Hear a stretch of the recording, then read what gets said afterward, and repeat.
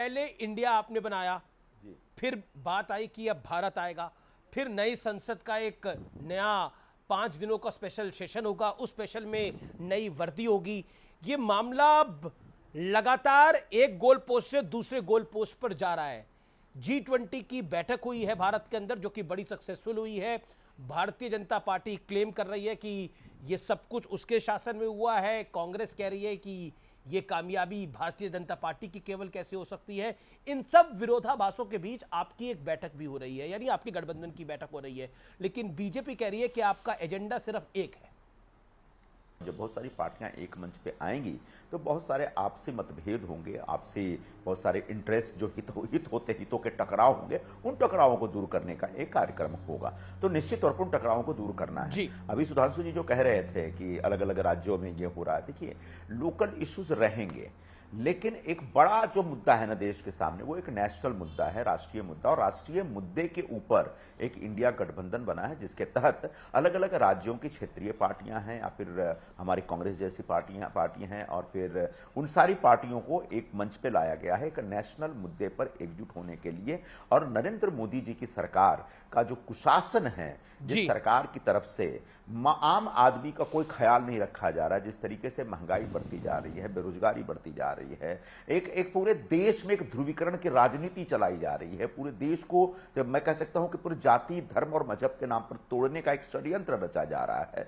इसके खिलाफ एक राष्ट्रीय गठबंधन तैयार हुआ है। तो निश्चित तौर पर उस गठबंधन से मोदी सरकार को, भारतीय जनता पार्टी को बहुत ज्यादा तकलीफ है। इसलिए यहां तक तकलीफ है कि उनको इंडिया शब्द से नफरत हो गई।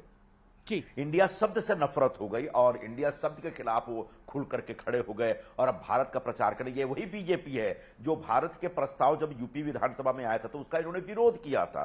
ये वही बीजेपी है जिसने मोदी सरकार के आने के बाद लगातार मेक इन इंडिया और न्यू इंडिया और खेलो इंडिया और कूदो इंडिया और चलो इंडिया और पढ़ो इंडिया और स्किल इंडिया, पता नहीं क्या क्या किया था। तो भारतीय जनता पार्टी निश्चित तौर पर बहुत परेशान है। इसलिए लेकिन आप कह रहे हैं बड़ा मुद्दा बना करके पेश करके इंडिया को कमजोर करने की कोशिश करें। सुधांशु शार्प रिप्लाई, वो कह रहे हैं कि आप इन तमाम चीजों को मुद्दा बना रहे हैं। ध्रुवीकरण आप करना चाहते हैं, जातिवाद आप करना चाहते हैं, इंडिया के नाम से आप घबराए हुए हैं, वर्दियां आप बदल रहे हैं। हम ध्रुवीकरण नहीं कर रहे हैं। ध्रुवीकरण इसलिए नजर आ रहा है कि दूसरा ध्रुव भी नजर आ रहा है, वरना इससे पहले सिर्फ इस्लामीकरण हो रहा था। ध्रुवीकरण कहां था, दूसरा ध्रुव कहां था? मैं विनम्रता से पूछना चाहता हूं। सुधांशु, मैं बताता हूं ध्रुवीकरण क्या है। सुधांशु, माफ करिए, मैं आपको 10 सेकंड बाद रोक रहा हूं, लेकिन मैं बताता हूं ध्रुवीकरण क्या है। मैं आपकी प्रेस कॉन्फ्रेंस आपको कोट करके बताता हूं। आपने एक प्रेस कॉन्फ्रेंस करी थी, if I remember correctly, 1 year back. आपने बोला 2014 से पहले यह देश आंशिक तौर पर इस्लामिक राष्ट्र था। आपने अपनी प्रेस कॉन्फ्रेंस में यह बात को बोला, जिसका स्ट्रॉन्ग ऑब्जेक्शन लिया कांग्रेस पार्टी ने और कई और विपक्षी दलों ने। What you said, I am quoting you. तो ध्रुवीकरण कौन कर रहा था? तो मैं वही कह रहा हूं, तब 2014 से पहले अटल जी के दौर को छोड़ दिया जाए तो इस देश में ध्रुवीकरण नहीं, सिर्फ इस्लामीकरण था। अन्यथा कोई सेकुलर देश बता दे पहले तो एक किसी सेकुलर देश में धार्मिक अल्पसंख्यक होता हो। नंबर 2, किसी सेकुलर देश में अल्पसंख्यक मंत्रालय होता हो। नंबर 3, किसी सेकुलर देश में शरिया को संवैधानिक मान्यता प्राप्त हो। नंबर 4, किसी सेकुलर देश में वक्फ बोर्ड होता हो, मौलवियों को सैलरी मिलती हो, ट्रिपल तलाक, मेहरम, हलाला और हज सब्सिडी मिलती हो। और सबसे बड़ी बात, यदि सर्वोच्च न्यायालय और शरिया में मतभेद हो जाए तो सर्वोच्च न्यायालय के निर्णय को रौंद कर संसद शरिया को सर्वोच्च न्यायालय से ऊपर कर दे। मैं शाबानो केस की बात कर रहा हूं। यदि ऐसा किसी सेकुलर देश में होता हो, कांग्रेस के लोग मुझे बता दें, मैं माफी मांगने को तैयार हूं कि हां साहब हमसे गलती हो गई। अन्यथा ऐसा सिर्फ मुस्लिम देशों में होता था। इसलिए मैंने कहा तब ध्रुवीकरण नहीं, सिर्फ इस्लामीकरण था। अब हम इस्लामीकरण को वास्तविकता में सेकुलरीकरण तो एजेंडे के साथ आप 24 में जाएंगे क्या? इनको ध्रुवीकरण नजर आ रहा है। इसी एजेंडे के साथ आप 24 में जाएंगे जी? एक लाइन का जवाब, इसी एजेंडे के साथ आप 2024 में जाएंगे? क्या है एक लाइन? एजेंडा तो इनका क्लियर है। हिंदू धर्म के बारे में अनाप शनाप बात करना, हमारा एजेंडा विकास। ठीक है, आपका एजेंडा विकास है। आप देखिए पिछले एक हफ्ते में क्या दिखाई पड़ा। मैं एक लाइन में कह दूं, पिछले एक हफ्ते में प्रधानमंत्री जी तो G20 के साथ आगे बढ़ते दिखाई पड़े कि हमारा एजेंडा तो वैश्विक है। और इसी एक हफ्ते में कोई हिंदू धर्म को डेंगू मलेरिया, तो कोई HIV, कोई कोड़, कोई कुछ और कह रहा है कि इसके लिए हुआ। आप देखिए इनके वक्तव्य और हमारे नेताओं के वक्तव्य देख लीजिए, दूध का दूध पानी का पानी। जी जी, संजय निरुपम, क्या आपको लगता नहीं है ये उदयनिधि स्टालिन ने पूरे गठबंधन को मुश्किल में डाल दिया है? ममता बनर्जी भी इससे एग्री कर रही है कि गलत बोला गया है, किसी धर्म के बारे में ये शब्द नहीं बोलने चाहिए। अमीश भाई बीच में रोकिएगा मत मुझे, मैं दोनों बातों को स्पष्ट करना चाहता हूं। बार बार भारतीय जनता पार्टी इस प्रकार के विषय रखती है कि पूरी दुनिया में कहीं अल्पसंख्यक मंत्रालय नहीं है, तो कहीं वक्फ बोर्ड नहीं है, तो कहीं ये नहीं, फिर हिंदुस्तान में क्यों?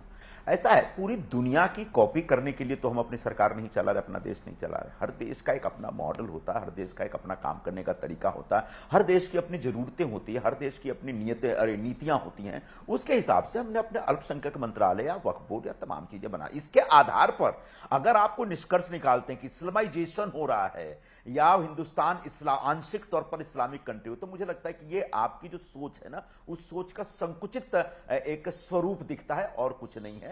यह देश सेकुलर रहा है, संविधान के आधार पर चलता रहा है, और इस देश के संविधान निर्माताओं ने हमेशा इस बात का आग्रह रखा है कि इस देश के बहुसंख्यक के साथ साथ जो तमाम अल्पसंख्यक समाज के लोग हैं, उन सबकी भी केयर लेनी पड़ेगी, उन सबका भी ख्याल रखना पड़ेगा, उन सबकी जरूरतों और हितों को पूरा करने के लिए सरकार को कदम उठाने पड़ेंगे। यह संविधान में वर्णित है। तो इस आधार पर हम लोगों ने काम किया। बार बार आप किसी दूसरे देश से हमारी तुलना करेंगे तो साहब आप पाकिस्तान से अपनी तुलना करते रहिए। हम हिंदुस्तान एक स्वतंत्र देश है और हम अपना कामकाज खुद करने के लिए स्वतंत्र मानसिकता रखते हैं। रह गई बात सनातन की, तो सनातन के संदर्भ में जो भी बातें निकल के आ रही है, कांग्रेस पार्टी उससे सहमत नहीं है।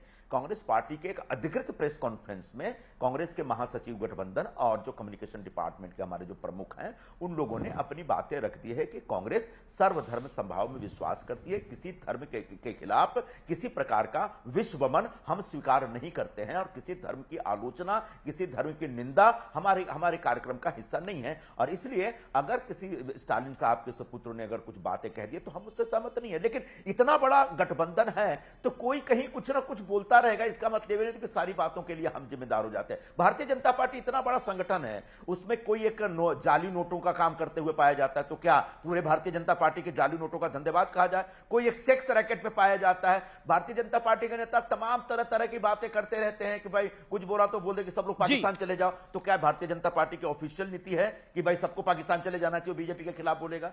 तो इस प्रकार की बातों के आधार पर इंडिया गठबंधन को कलंकित करने या उसको कमजोर करने या उसके ऊपर करने के लिए जो भारतीय जनता पार्टी ने अपना कार्यक्रम चला रखा है, सर्वथा निंदनीय है। और भारतीय जनता पार्टी को बुनियादी इश्यूज पे बात करनी चाहिए, न कि इस प्रकार के अलग इश्यूज पे। ये आपने बोला कि ये निंदनीय है, लेकिन मेरे पास कई नाम है। उदयनिधि स्टालिन है, के पोन मोदी हैं जिन्होंने अभी सनातन धर्म के खिलाफ बोला है, ए राजा हैं, ये सब डीएमके के हैं।